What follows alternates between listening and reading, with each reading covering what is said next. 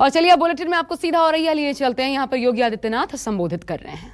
गरीब का पैसा, राशन का पैसा, मेडिकल कॉलेज का पैसा, सड़क का पैसा, बिजली का पैसा तो इनका इत्र वाला मित्र डकार जाता था।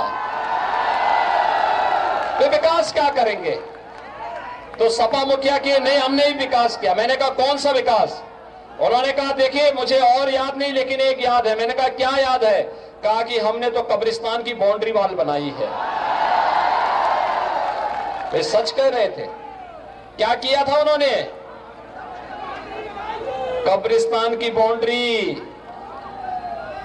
और Bharatiya Janata party medical college भी बना रही है, एक्सप्रेस हाईवे भी दे रही है, हाईवे भी दे रही है, बिजली भी दे रही है, फ्री में वैक्सीन भी दे रही है, फ्री में उपचार भी करा रही है, मेडिकल कॉलेज भी बना रही है और हर धाम के विकास के लिए भी पर्याप्त धनराशि भी उपलब्ध करा रही है। और इसलिए भाइयों बहनों, हमारी सरकार एक हाथ पे विकास की छड़ी लेकर के चलती है, दूसरे हाथ पे बुलडोजर का लेबर भी संचालित करती है। सरकार के कार्य से खुश हैं? ये माफियाओं के खिलाफ ऑपरेशन की कार्रवाई ऐसे चलनी चाहिए ना? सभी लोग सहमत हैं? सभी लोग भारतीय जनता पार्टी को विजयी बना करके भेजेंगे। तो औरैया में योगी आदित्यनाथ को आप सुन रहे थे। एसपी ने सिर्फ कब्रिस्तान का विकास किया। एक बार फिर वही तीखे बोल योगी आदित्यनाथ के जो लगातार देखने को मिल रहे हैं। एसपी ने सिर्फ कब्रिस्तान का विकास किया, ये कहा है एक बार फिर योगी आदित्यनाथ ने। गरीबों के लिए बीजेपी सरकार ने काम किया और अगर आपने गलती से कहीं और बटन दबाया तो फिर तमंचावादियों की सरकार आएगी, ये योगी आदित्यनाथ ने कहा है। और उत्तर प्रदेश में आपको बता दें दूसरा फेज का जो कल चुनाव होने जा रहा है 55 सीटों पर, उससे पहले तीसरे फेज का प्रचार जोरों पर है। इसके माध्यम से भी निशाना वहीं।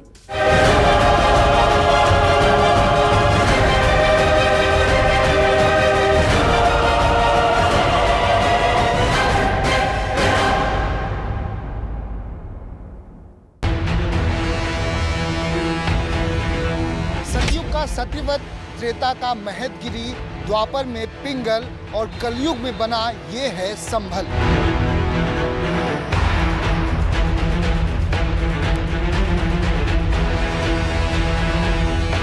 नमस्कार, मैं हूं दीपक दुबे और आप देख रहे हैं गाजीपुर टू गाजियाबाद। और हम आप पहुंचे हैं संभल। आखिर संभल में किसका होगा मंगल, आज हम जानने की कोशिश करेंगे।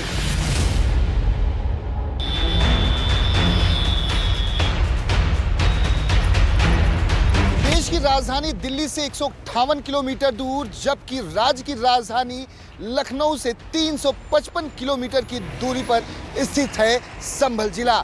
साल 2011 में उस वक्त की तत्कालीन मुख्यमंत्री मायावती के द्वारा राज्य के 3 जिलों के रूप में संभल को भी घोषित किया गया था। आपको बता दें कि साल 1996 से संभल की सीट पर सत्ता पर काबिज रही है समाजवादी पार्टी। समाजवादी पार्टी का ये अभेद किला माना जाता है। आखिर क्या कुछ 5 सालों में बदला है, संभल की जनता का रिपोर्ट कार्ड हम जानने की कोशिश करेंगे। दूसरे चरण में आपका स्वागत। गंदी सड़कों से हो जाएगा, टूटी सड़कों से हो जाएगा, गंदी नालियों से हो जाएगा। इस वक्त हम आपको दिखाने की कोशिश करते हैं कोतवाली नखासा जनपद संभल।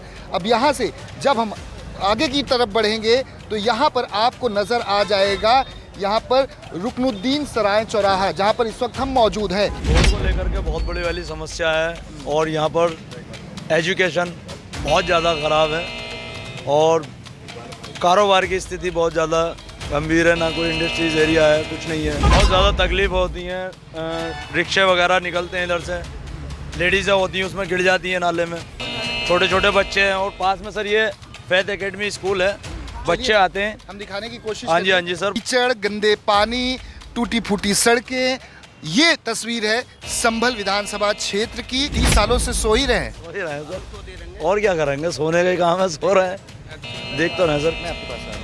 हाँ चाचा, आप कुछ कह रहे हैं, आपका शुभ नाम? नहीं, मैं यही कह रहा था, हाजी शब्बीर नाम है मेरा जी। मतलब ये सब कुछ देख रहा है जो स्कूल सब कराया है उन लोगों ने।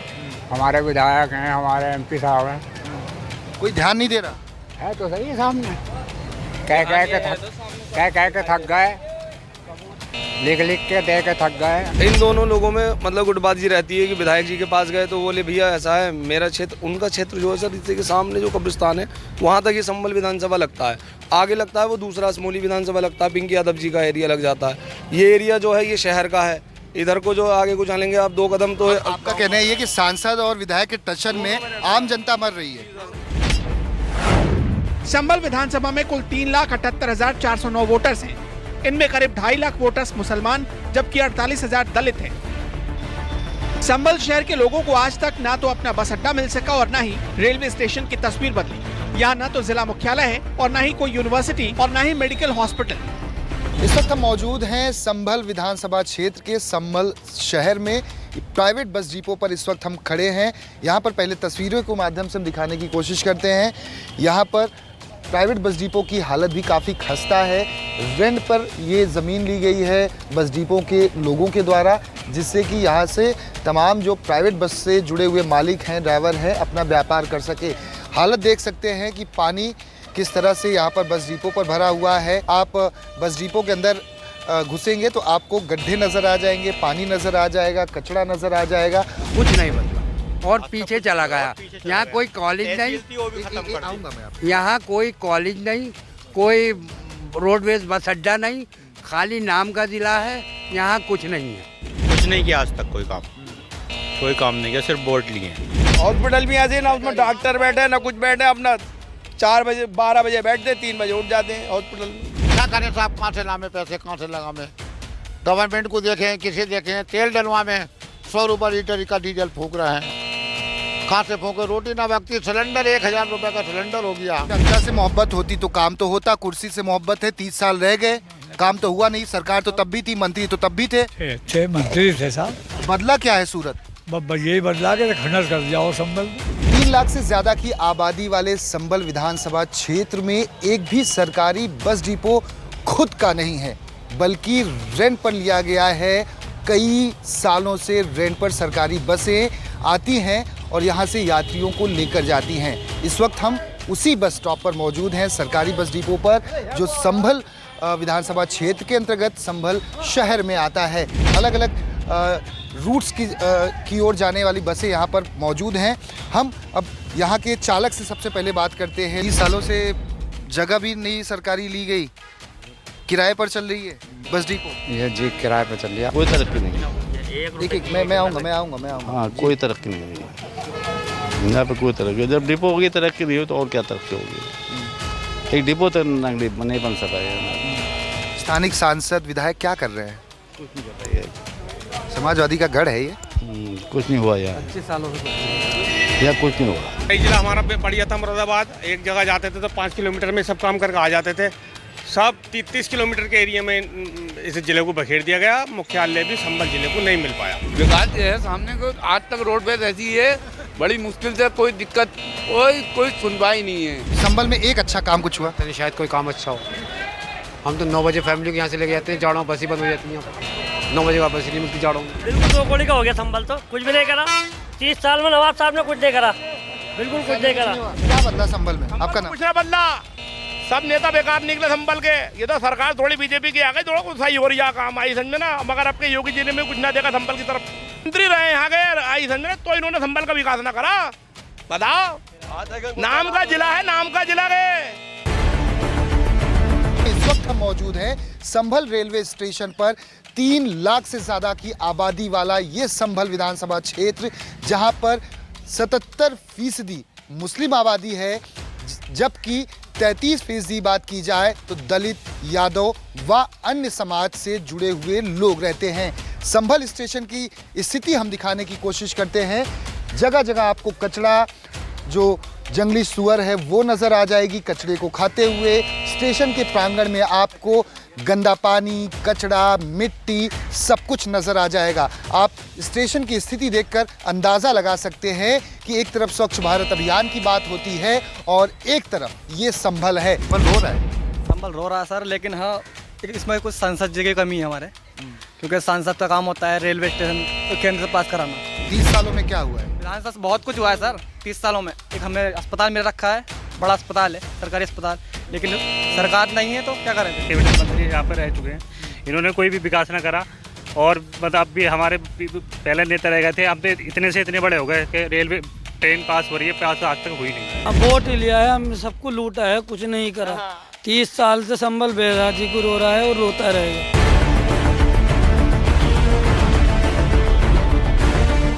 संबल मेंथोल और जानवरों के सिंग और हड्डी से बनने वाले हैंडीक्राफ्ट की शिल्पकारी के लिए मशहूर है। यहाँ से तैयार सामान दुनिया के कोने कोने में भेजे जाते हैं, लेकिन उद्योग और व्यापार सब कुछ ठप पड़ा है।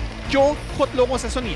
काम पे ज्यादा जीएसटी लगा दी गई, इस वजह से काम डाउन भी हुआ है और इस पर पकड़ धकड़ बहुत है काम पे हमारे। जब से कोरोना आया, कोरोना की वजह से ज़्यादा हुआ है और वैसे भी मार्जिन नहीं है, बाहर माल जा नहीं रहा है। लेकिन सिंथेटिक जो आ रहा है वो और ज़्यादा नुकसान पहुँचा रहा है इसे। हाँ, सिंथेटिक पे पाबंदी लगा नहीं रही सरकार। माल कहाँ जाता है चाचा, बता सकें? कौन सा? यहाँ से चाइना में जाता है, यूरोपीय देश में जाता है, सब जगह जाता है। जब से सिंथेटिक चला है, जब तक इसके सब जो किसान हैं वो नुकसान में, मशीन वाले हैं वो नुकसान में, बाजार के एक व्यापारी हो, जब से सिंथेटिक है। संबल में हड्डी और सिंग से तैयार ज्वेलरी की मांग Kenya, West Indies, south Africa के अलावा अन्य देशों में भी है। यहाँ युवतियों के गले की हार, कानों के बूंदे और कड़े बनाए जाते हैं जो विश्व प्रसिद्ध है। दूसरी तरफ 1 लीटर मेंथोल की कीमत हो गई है 1000 रुपए। उसके बाद से मंडी टैक्स और जीएसटी, किसान लागत भी नहीं निकाल पा रहा। मेंथोल की स्थिति ऐसे बदलेगी कि इसमें से ये 12% टैक्स लगा दिया है और फिर इसके ऊपर से दोबारा 1.5% की मंडी लगा दी। चलता है तो सेल टैक्स वाले आ जाते हैं, यहाँ अपनी पोजीशन दिखाते हैं, वहीं हमारा काम रुक जाता। लगभग 28 जिलों में यूपी में मेंथा पैदा होता है। वहाँ लाखों लोग किसान हैं जो इससे बेरोजगार हो रहे हैं। अपना पूरी दुनिया में माल जाता है भाई साहब, कोई ऐसा कंट्री नहीं है जो नहीं इसका कंजप्शन नहीं करता, लेकिन सरकार ने उसको उस पर ड्यूटी हटा रखी है, जिससे हमें बहुत लॉस हो रहा है। साउथ अफ्रीका से हो जाता है हॉर्नबिल, कैलिफोर्निया, अमेरिका, ऑस्ट्रेलिया, सब बाहर देशों में जाता है, आउट ऑफ कंट्री। मैन्युफैक्चरिंग नहीं होती है यूपी में, संबल में। जो लॉकडाउन जो हुआ, जरा जोन गिरा, फिर इंशाल्लाह फिर गेम मार्केट खुली है, लॉकडाउन खुला, ऐसी बिजनेस बढ़ा।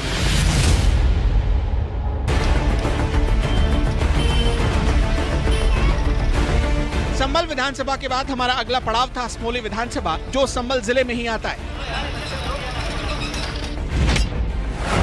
असमोली विधानसभा में कुल मतदाता हैं 3,03,907। इनमें पुरुष 1,70,434 हैं, जबकि महिला वोटर 1,33,461। इस विधानसभा के रहने वाले लड़कों और लड़कियों की शादी अक्सर कैंसिल हो जा रही है। वजह है यहाँ तक पहुँचने का रास्ता न होना। गंदी नालियों का पानी, बदबू मारता कचरा, बीच सड़क पर सब कुछ नजर आता है।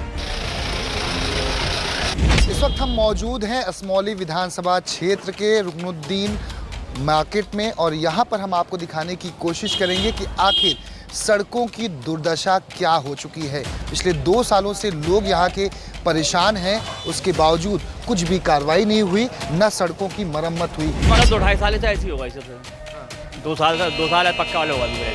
आप लोग आवाज़ उठाते हैं? आवाज़ बहुत उठाते हैं और कहते हैं, सुनते हैं, कहते हैं आपको करवा देंगे, आप करवा देंगे, फिर करवाते ही ना। ऐसा हुआ था, मना कर दिया। क्यों? कहने लगे यहाँ पे आने में ज़्यादा दिक्कत पड़ती है, तो यहाँ पे क्या रिश्ता करे, गंदगी ज़्यादा है, इसलिए रिश्ता मना कर दिया उन्होंने। परेशानी हमें सबसे ज़्यादा है, ऐसा नहीं कि हम किसी के सपोर्ट में, सबसे ज़्यादा परेशानी हमें ही है। असल में यहाँ पर जो आगे गांव में कोई रास्ता, ये गांव से रास्ता जुड़ता है, वहाँ नखासी के एक टीचर बेचारे वो यहाँ को जाते थे, वो गिर गए नाले में, पता नहीं चल रहा कि रोड है या नाला है, उनकी टांग टूट गई, बेचारा अभी भी पड़े। सो रही है भैया, हमारा नेता सो रहा है, हमारे संबल वाला मुख्यालय चला गया चंदोसी को, मेरे भाई बैजोई को, कहीं को जिला मुख्यालय, यहाँ कुछ भी नहीं बचा यार। देख रहा हो हालत, देखो जरा, दिखा दो ना यार, जरा कैमरा उधर को घुमा दो भैया। दिखा दिया, बहरहाल आपने दिखा दिया, अच्छा बात है, लेकिन सवाल पैदा ये है भाई साहब, ऐसी हालत यहाँ पर यार, क्या बात कर रहा हो। 5 साल सरकार चली गई, अलावा राशन पानी तो दिया और सरकारों ने भी दिया, लेकिन बाकी कुछ ना दिया। खौफ दिया, हिरास दिया, खौफ में रहे लोग और हिरास रहे। पुलिस कब किसको मार दे कुछ पता नहीं, कोई पूछने वाला नहीं, कोई मतलब थाने के अंदर कितनी पिटाई हो रही है। यहाँ के लोग हमें विधानसभा की ऐसी गली में लेकर गए जहाँ सड़क का नामो निशान तक नहीं था। इस वक्त हम मौजूद हैं असमौली विधानसभा क्षेत्र के असरफी चौराहे पर। ये भीड़भाड़ वाला इलाका है, बाजार यहाँ पर बहुत ज़्यादा है, चारों तरफ आपको बाजार नज़र आ जाएंगे। यहाँ पर ये जो चौराहे पर सड़क है ये जाती है अंदर की तरफ, जहाँ पर सैकड़ों घरें मौजूद हैं। उसके बावजूद यहाँ पर सड़क का काम पूरी तरह से ठप पड़ा हुआ है। आप आगे चलो, आप बहुत बुरा रास्ता है और इससे बुरा एक रास्ता हो रहे। चारों रुकंदी सराय के चारों रोड बिल्कुल बंद हैं। पिंकी यादव जी जब जीत करके गई तो हमें उम्मीद थी कि सरकार है, कुछ बनाएंगी, कुछ करेंगी, लेकिन ना ही तो हमारे रुकंदी सराय में कोई स्कूल दिया गया, ना ही हमारी रुकंदी सराय को कोई स्वास्थ्य सेवाएं दी गई, ना ही रुकंदी सराय को और तो छोड़िए दर्शन तक नहीं दिए। खैर, दूसरे चरण में यहाँ चुनाव होना है और यहाँ के लोग गंदगी, सड़कों का अभाव और दूसरे मुद्दों को लेकर बेहद नाराज है। अब देखना होगा कि 14 फरवरी को लोगों का फैसला किसके फेवर में जाता है। फिलहाल आज के लिए इतना ही, लेकिन कल फिर एक नए विधानसभा से दिखाएंगे गाजीपुर टू गाजियाबाद।